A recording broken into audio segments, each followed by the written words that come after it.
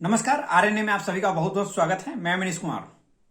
दोस्तों, RNA means real news analysis. आज से हमारा नया एपिसोड की शुरुआत कर रहे हैं जिसका नाम है रियल न्यूज एनालिसिस आरएनए। दोस्तों, सबसे पहले तो नए साल की आप सभी को बहुत बहुत शुभकामनाएं, बहुत बहुत बधाई। आप सभी की जितनी भी इच्छाएं हैं नए साल को लेकर सभी पूरी हुई है, हम कामना करते हैं। दोस्तों, आज का हमारा टॉपिक है कि क्या 1 जनवरी को ही नया साल क्यों मनाया जाता है, 10 जनवरी को नया साल क्यों नहीं मनाया जाता है, और क्या पूरे विश्व में नया साल 1 जनवरी को ही मनाया जाता है। इस पर हम विस्तार से चर्चा करेंगे।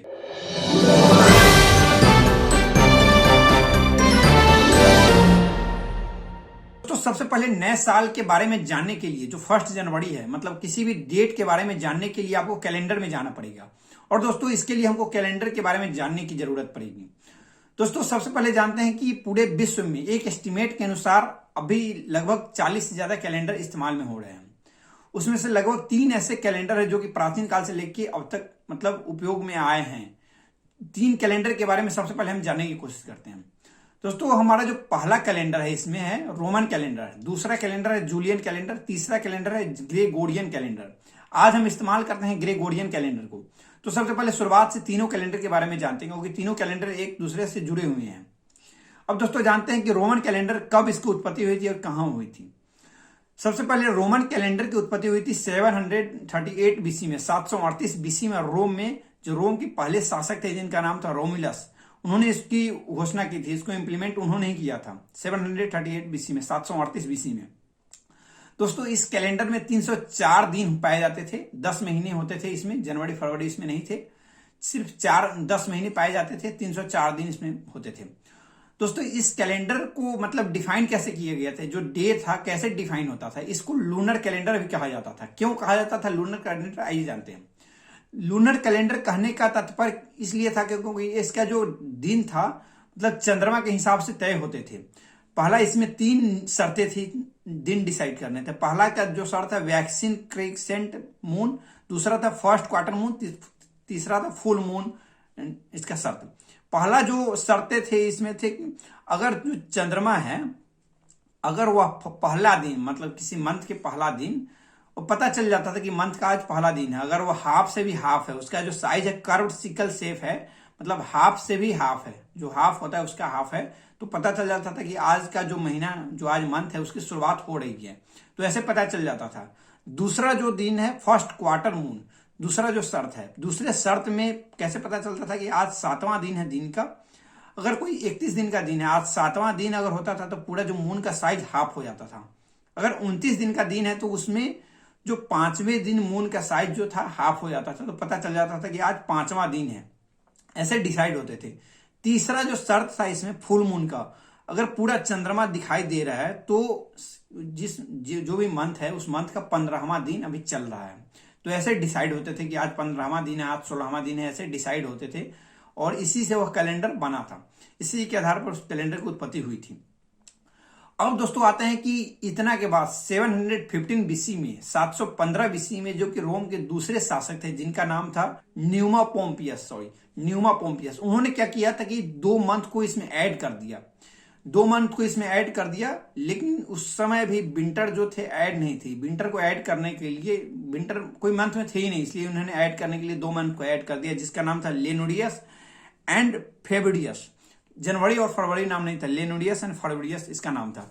इसके अनुसार जो मंथ ऐड हुआ, उसके बाद इसमें हुआ कि जो शॉर्ट टर्म था, जो टाइम का जो गैप था और मतलब शॉर्ट हो गया, घट गया, क्योंकि ऑलरेडी विंटर इसमें जुड़ा नहीं था। और इसके बाद 2 मंथ जो जोड़ दिए गए, ये टाइम मतलब शॉर्ट हो गया, क्योंकि ऐसे भी 365 जो चंद्रमा था, चंद्रमा के आधार पर डिसाइड होता था, और इसमें टाइम 10 दिन शॉर्ट हो गया।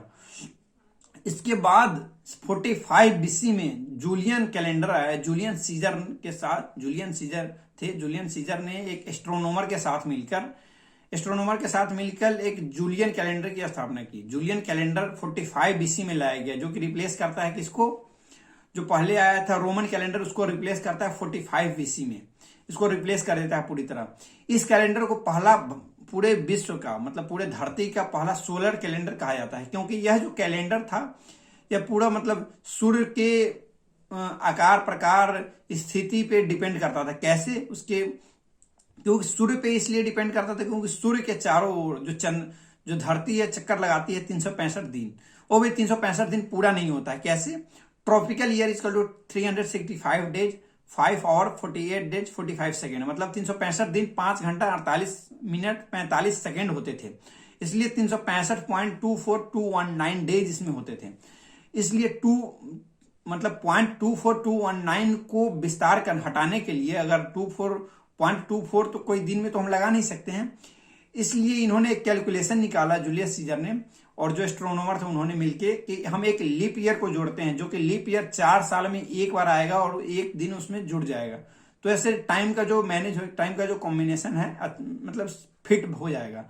तो ऐसे उन्होंने किया। लेकिन यहाँ पे जो एक सबसे बड़ी जो गलती हो गई उनसे कि जब इसको इम्प्लीमेंट किया गया, इम्प्लीमेंट करने के वक्त इसको मतलब एक साल पहला दिन जो रिफॉर्मेशन के वक्त इसको नहीं जोड़ा गया, 3 साल बाद जोड़ा गया, मतलब 3 साल पहले इसको नहीं जोड़ा गया था, लेकिन 3 साल बाद इसको जोड़ा गया, फिर 3-3 साल पर इसको जोड़ा जाने लगा, लेकिन फर्स्ट बार इसको जोड़ा नहीं गया था, इसलिए इसका जो टाइम था इक्विवेलेंट नहीं बनता गया। टाइम 0.02 0.03 कर करके ऐसे मतलब 1200 से 1400 साल तक ऐसे ही चलता रहा।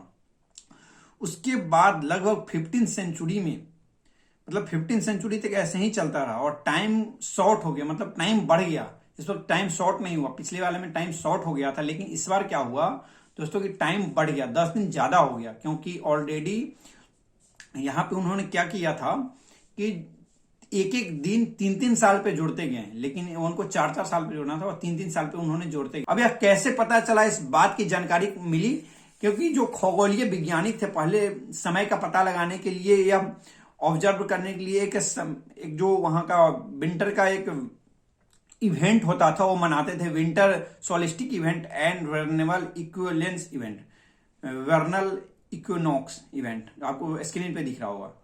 तो ये दोनों इवेंट के आधार पर उन्होंने पता लगाया कि जो हम आज मनाते हैं वह 10 दिन बाद आ रहा है, तो जो उनका इवेंट था वह अब इसको लेकर क्या हुआ 1582 बीसी में, सॉरी सी में सेंचुरी में 1582 में हुआ क्या कि जो एक ग्रेगोरियन पोप ग्रेगोरियन 13 जो कि रोम के कैथोलिक के जो पोप थे, मतलब किसी भी चर्च के जो जैसे हिंदू मंदिर के जो प्रीस्ट होते हैं, पुजारी होते हैं, वहां पे चर्च में पोप उसको बोला जाता है। जो रोम के एक पोप थे, इटली के राजधानी रोम है, तो वहां के जो चर्च के जो प्रीस्ट थे उनका नाम था पोप उनको कहा जाता है, पोप ग्रेगोरियन 13 उनका नाम था। तो उन्होंने एक नया कैलेंडर की उद्घाटना की जिसका नाम था ग्रेगोरियन 13 ग्रेगोरियन कैलेंडर। इस कैलेंडर के अनुसार दोस्तों हुआ क्या, इस कैलेंडर में लगभग 365 डेज थे जिसको ट्रॉपिकल ईयर कहा जाता है। और इस ट्रॉपिकल ईयर में क्या था, मतलब हर 4 साल के बाद आपको 1 साल जोड़ना है, लेकिन 1 साल में उस 1 साल के क्रम में 1 साल जो 4 साल के बाद 4 साल के बाद में एक दिन को ऐड करना है 29 को, मतलब जो फरवरी का मंथ था उसको मैं 29 में ऐड करना था। और जनवरी फरवरी था ही नहीं, क्योंकि जनवरी फरवरी पहले जो रोम का जो दूसरा शासक था उसने ल्यूमिनियस और फ्यूरियस को ऐड, जो ल्यूमिनियस था उसको जनवरी में बदला और फ्यूरियस रह गया।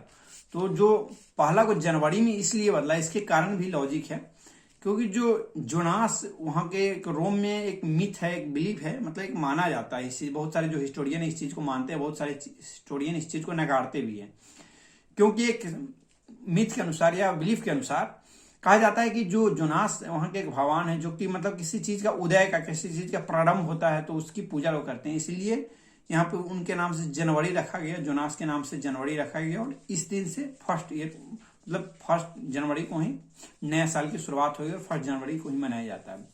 उस समय दोस्तों हुआ कि 1582 ईस्वी में जो कैथलिक स्टेट थे इस चीज को माने, कैथलिक जितने भी स्टेट थे उन्होंने जो कैलेंडर था इसको अडॉप्ट किया। जैसे उस वक्त बहुत सारे जो स्टेट थे कैथलिक स्टेट, स्पेन थे, पुर्तगाल थे, फ्रांस थे, इटली थे। 1582 ईस्वी में इन्होंने इस चीज को अडॉप्ट किया, इस कैलेंडर को अडॉप्ट किया, ग्रेगोरियन कैलेंडर को। लेकिन बहुत सारे जो कंट्री थे, जो नॉन कैथलिक स्टेट थे, जो कि प्रोटेस्टेंट स्टेट थे, उन्होंने इस कैलेंडर को नहीं माना, उन्होंने इनकार कर दिया। प्रोटेस्टेंट स्टेट मतलब जो बेसिक चर्च के रूल को फॉलो नहीं करते थे, बेसिक रूल को फॉलो करते थे, मतलब जो उसका मेन रूल था चर्च का उसको फॉलो नहीं करते, उसको कहते हैं प्रोटेस्टेंट। तो प्रोटेस्टेंट जो कंट्री थे, जैसे थे रसिया थे, ग्रीस थे, टर्की थे, ये सब जो कंट्री थे इस चीज को फॉलो नहीं करते थे, इस कारण उन्होंने इसको एडॉप्ट नहीं किया। ब्रिटेन भी इसको अडॉप्ट नहीं किया।